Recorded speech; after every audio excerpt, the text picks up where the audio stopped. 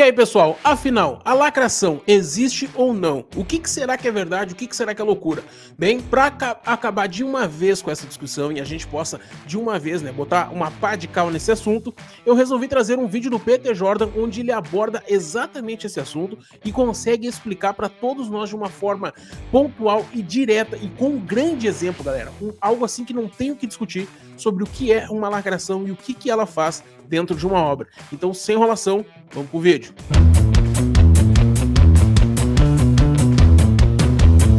Fala, povo lindo, e aí, pessoal, tudo bem com vocês? Aqui quem tá falando é o Ayrton. E galera, no vídeo de hoje a gente vai discutir um pouquinho aí sobre o que é lacração e o que não é, mas eu vou trazer um exemplo para vocês para que a gente possa falar sobre o assunto.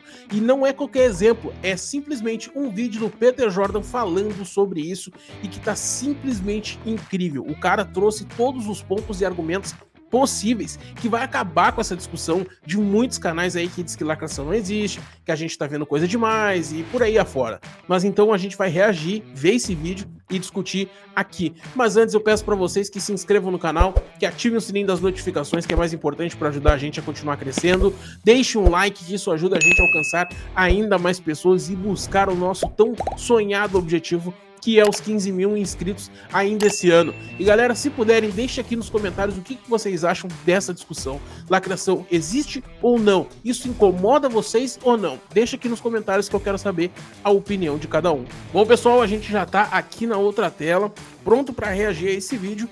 E eu vou, olha, dizer pra vocês, é um dos melhores que eu já vi o Peter fazendo. Eu vi um pouco pra gente poder ir já tendo uma ideia do que falar.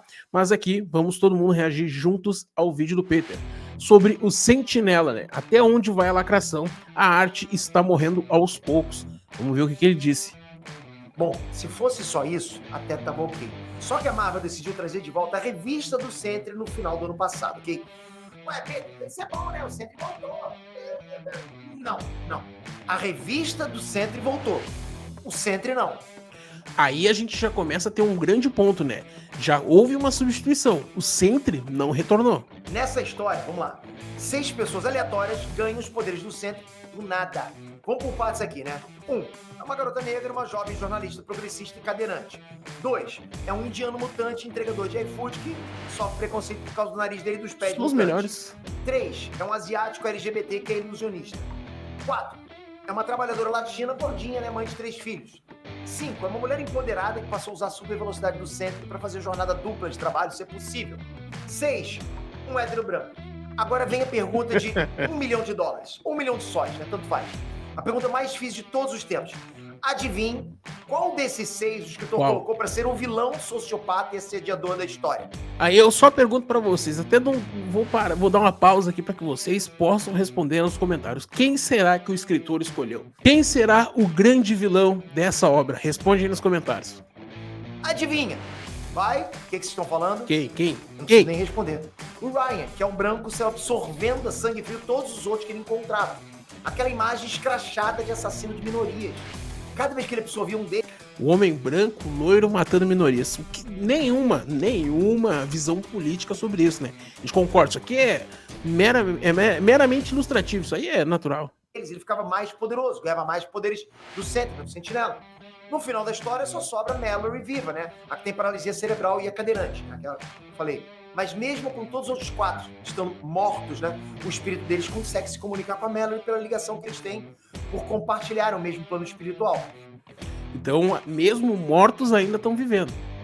E eles conseguem reencarnar por um tempinho para lutarem juntos contra o Ryan. Essa é a grande mensagem da história, Os oprimidos usam todos os poderes da lacrada para formar a Liga Oprimida. E aí deram um belíssimo fecho dos machistas branco hétero escroto. E aí, isso, galera, é isso que eu digo pra vocês. Esse é o grande ponto do que a gente discute se é lacração ou não. Como tornaram o cara vilão simplesmente por ser um homem branco, enquanto do outro lado, as vítimas são a minoria. Só que como o Peter vai falar daqui a pouco, não existe uma história que justifique isso. É simplesmente um ataque ideológico. Nada mais, nada menos. É simplesmente isso.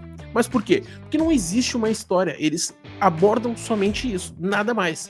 É como se fosse só uma panfletagem política usando o Sentry como desculpa. Pode parecer piada, pode parecer que eu tô fazendo piada, mas é literalmente isso que acontece na HQ.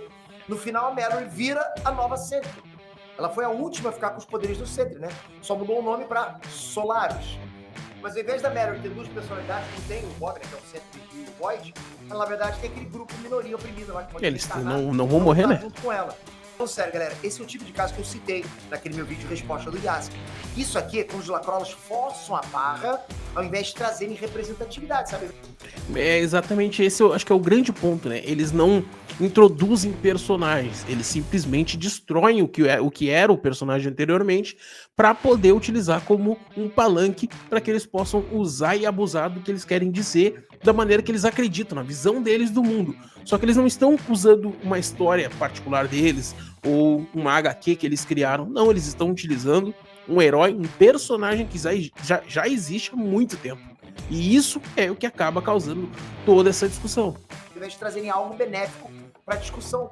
Na verdade, só estão gerando mais resistência, mais raiva do grande público. Porque, cara, isso não é inclusão. Isso é substituição. Não é inclusão. Você não está incluindo. Você está substituindo. Toda vez que você tira, que você mata, sabe, um personagem consagrado, amado, em prol de colocar minorias para substituírem ele, cara, você está botando um grupo inteiro de pessoas que cresceu lendo ou assistindo aquele personagem, pessoas que têm, sim, um apreço emocional pelo personagem, né, o que admiram aquela obra, e joga essas pessoas contra a minoria que vai entrar no lugar daquele personagem. E o problema não é só esse, por exemplo, da questão da She-Hulk, a série, aquela péssima série, eles não só introduziram ela como a mais poderosa que existia, mas como eles destruíram o Hulk num contexto geral para que ela pudesse ser superior a ele. Né? Não é que ela fosse boa, é que ele era tão inútil que já qualquer coisa que ela fazia era incrível.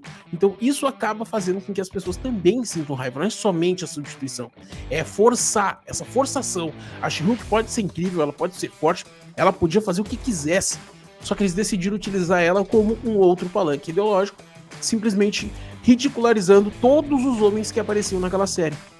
Da minoria que vai assumir o protagonismo da obra no lugar dele. E fazer isso distorcendo todos os conceitos da obra original. Isso quando não demonizam o personagem original. É uma questão de lógica. Mas ainda assim os caras fazem porque gera polêmica.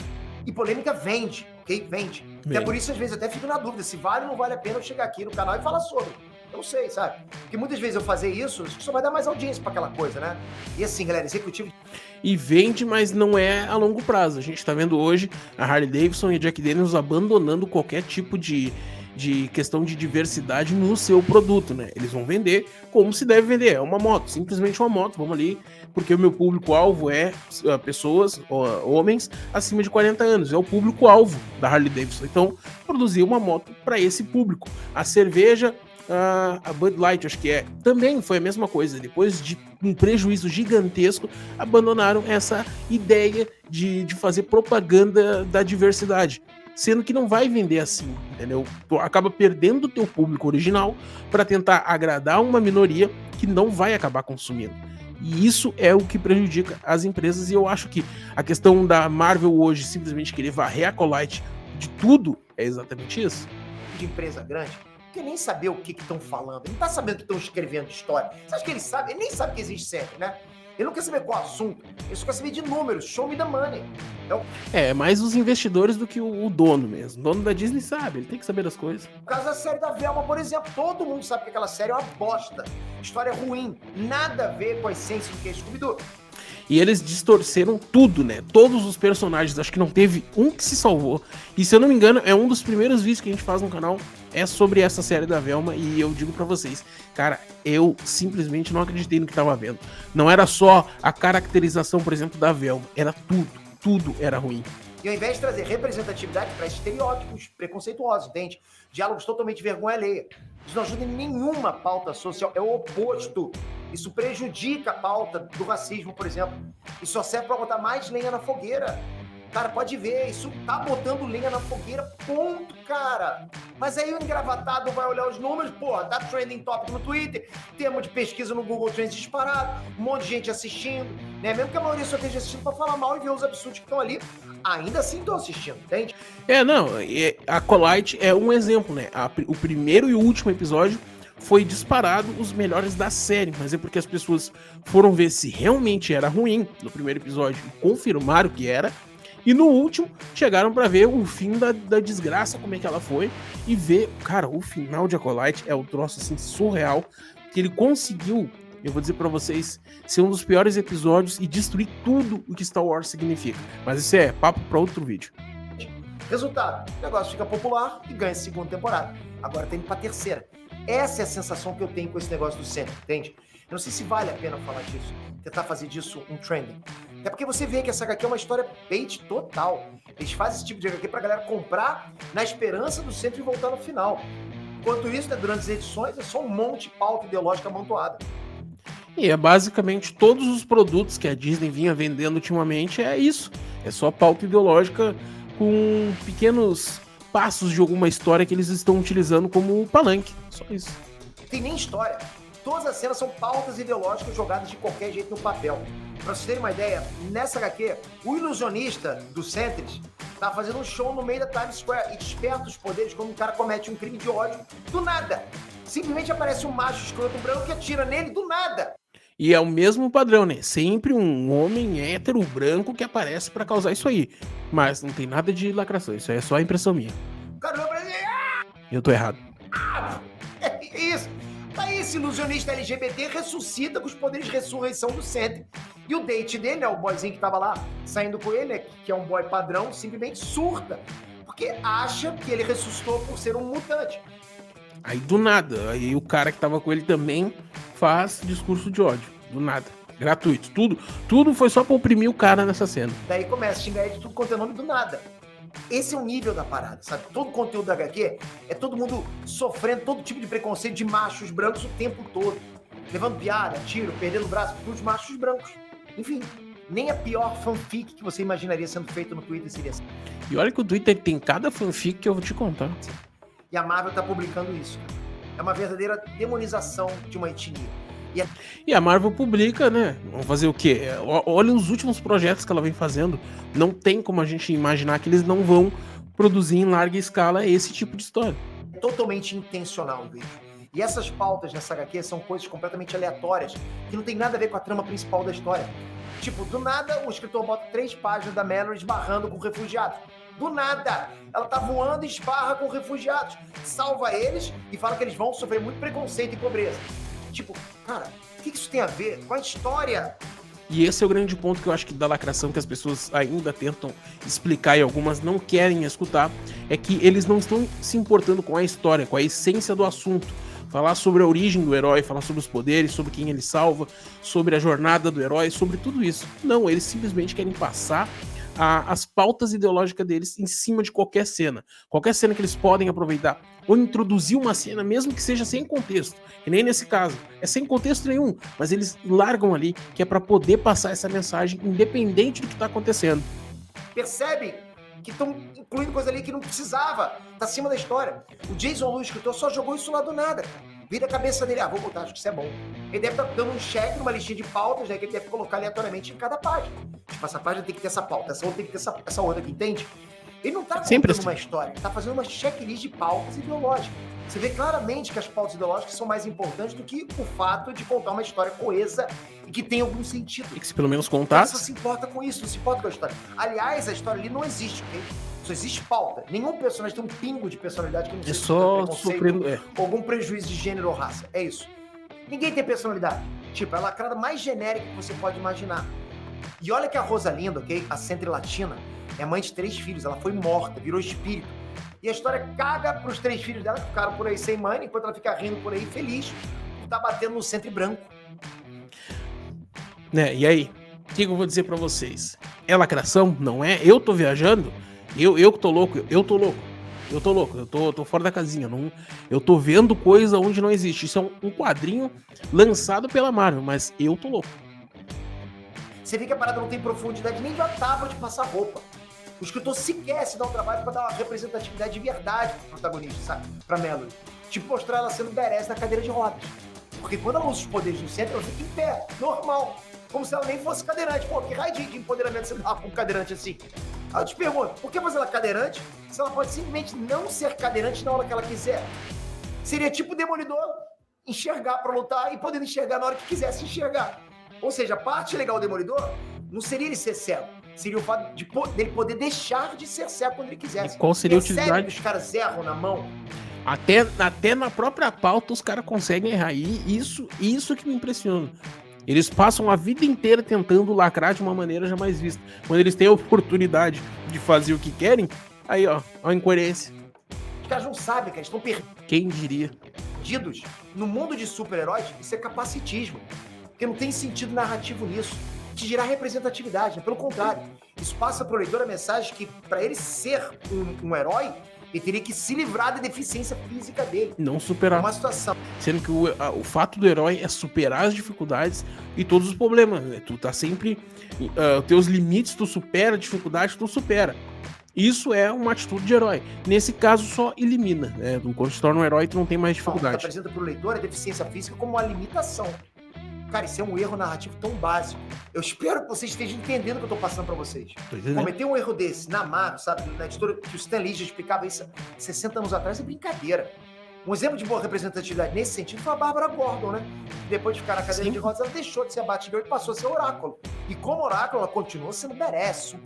Ela era... Cara, a Bárbara, eu acho que é uma das personagens mais inteligentes e estratégicas que aparecem dentro do universo do Batman. E ela é, sem dúvidas, tanto quanto o Batgirl quanto o Oráculo, um dos personagens mais importantes da história. Se eu não me engano, no Arkham... Cavaleiro Arkham Knight, no jogo ela é o Oráculo, ela é sequestrada, depois consegue libertar ela e tudo mais.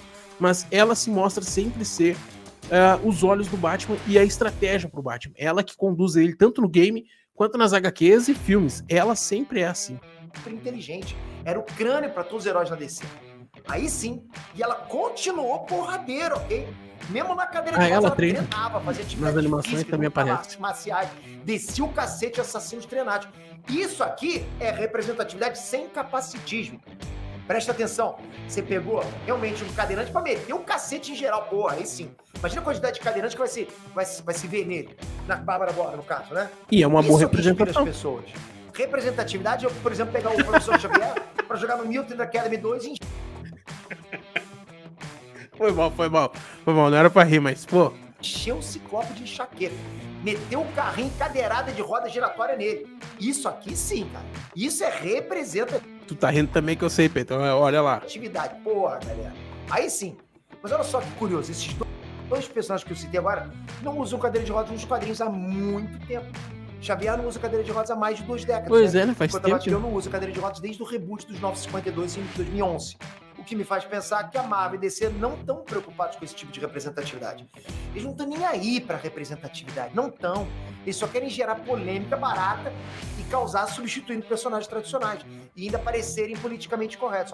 Estamos fazendo... É o normal, é o padrão. Estamos, né, muito... O próprio, acho que era um dos diretores da Disney, né, foi pego no pulo falando exatamente isso. Muito bonitinhos. No mínimo, acho que dá pra dizer que eles estão dando, né, de mão beijada, os personagens tradicionais, super bem estabelecidos, os escritores, cara. Os escritores, assim, medíocres. Os twitteiros. Que só estão preocupados em dar um check em pautas do Twitter pra dar aquela rotada de vídeo pra pagar que tá contando algo moralmente superior, quando na verdade ele só tá contando uma história vazia, medíocre, apelando pra polêmica. E o bizarro é pensar que estão fazendo isso com o Sentry, cara.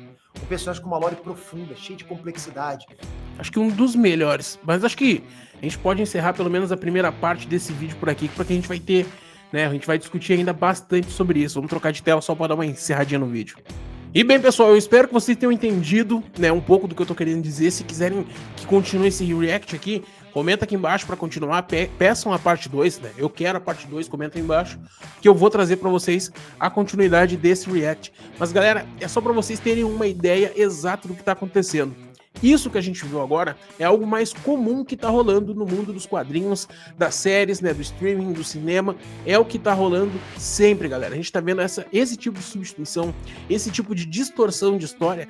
Normalmente, galera, na história, seja um personagem, seja um coadjuvante, seja um protagonista, sempre tá acontecendo. Agora, em Homem-Aranha, né, nos quadrinhos, a Gata Negra passou a ser uma personagem realmente negra. Alteraram a etnia dela e provavelmente isso também causa um efeito dominó, né? Vai mudar totalmente a história de origem dela. E é assim que as coisas funcionam. Infelizmente, é assim que as coisas funcionam. Mas, meus amigos, eu quero saber a opinião de vocês. Deixa aqui nos comentários o que vocês acham. Vocês acham que a lacração existe ou não? Vocês acham que isso influencia ou não na história? E o que vocês acharam das mudanças que aconteceram na história do Sentry? Se quiserem, ali no vídeo do Peter Jordan, no início, ele conta tudo o que acontece, como surgiu e como morreu o Sentry nas últimas histórias. Então, convido a vocês a assistirem, que é sensacional esse vídeo. Galera, muito obrigado quem assistiu o vídeo até aqui. Não deixa de se inscrever no canal, de ativar o sininho das notificações para não perder nada do que sai aqui. E também peço que deixem um like, que isso ajuda demais a gente. Galera, muito obrigado quem assistiu o vídeo. Até o próximo. Valeu!